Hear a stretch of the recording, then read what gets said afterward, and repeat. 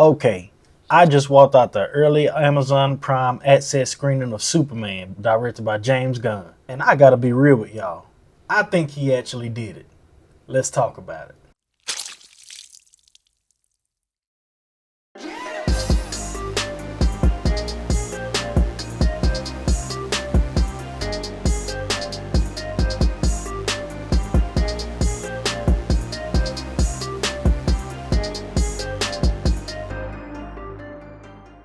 What's going on? It's Trey here, and since you find me, you might as well hit that subscribe button and give me a like for more content. Today, I'm going to be talking about Superman, released in 2025, directed by James Gunn. When Superman gets drawn into conflict, both at home and abroad, his actions are questioned, giving tech billionaire Lex Luthor the perfect shot to remove the Man of Steel once and for all. This film, directed by James Gunn and starring David Corenswet, Rachel Brosnahan, and Nicholas Hoult. First and foremost, let's start with the acting. The performances in this movie, they did their thing. David Corenswet understood the assignment. Not only was he a great Superman, but he might have actually even been better as Clark Kent.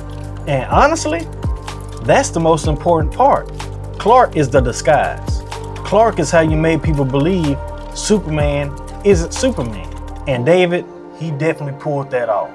Rachel Brosnahan as Lois Lane, she was confident, charming, and believable as both a co-worker and a love interest. The chemistry between Clark and Lois Lane, they gave off that just started dating energy, but in the best way. Their scenes felt natural together and it didn't feel forced at all. Now listen, for those of you that know James Gunn with his movies and his direction of movies, he knows how to make you feel something. I mean, from feeling for a raccoon to hating the person that needs to be hated. And in this particular film, Nicholas Hoult as Lex Luthor, under James Gunn's direction, hey, he was perfect. Now, I must say, I gotta eat my words at first. When I heard the casting of Nicholas Hoult, yeah, I wasn't feeling it. But now, yeah, Nicholas Hoult is Lex Luthor. He's cunning, obsessive, manipulative, and on top of that, you hate him in this film.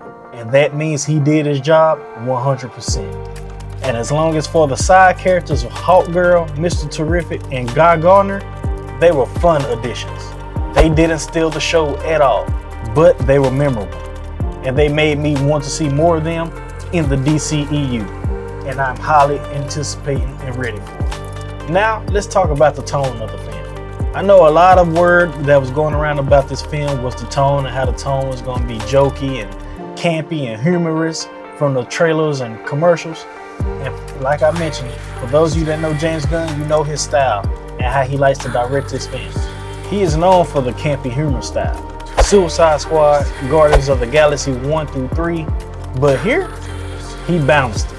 There's heart when it needs to be heart, there's tension when it needs to be serious, and there's comedy when needed, and none of it undercuts the seriousness or emotional moments. Gunn actually knew when to turn a joke off, and I respect that. Now the fun part. The action in this film, this movie is pure fun. The flight sequences are dope. The battle scenes, man, impactful. And whenever Superman versus Ultraman, man, that was something serious. Along with the engineering in this film, man, it was some great action moments and sequences, I must say. And while watching this film, I caught myself a few times wondering if Superman was even going to make it out some situations.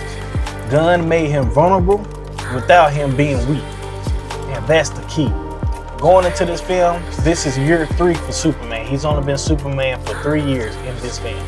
So he's still learning, still figuring things out, and still getting beat up sometimes. And that makes it feel real. Even when a Justice Gang, as they call themselves, Gardner, Hawkgirl, and Mr. Terrific, whenever they jumped in, the power scaling felt right. Now, there's some minor issues in this film. No, it's not a perfect film. Some of the scenes just have too much heavy CGI, and in some parts, it's just obviously noticeable. But honestly, it's a Superman movie. Nobody's actually flying through buildings, shooting beams out their eyes, and doing all the crap that Superman does in real life anyway. So obviously it's gonna be CGI. And I wasn't mad at all. And also there's a little drag in the middle of the film where things just seem a little bit slow for the pacing that was going at that particular moment. It's not enough to hurt the film in my opinion, but it's enough to notice. But that being said, the slower moments do build character, so I get why they were there.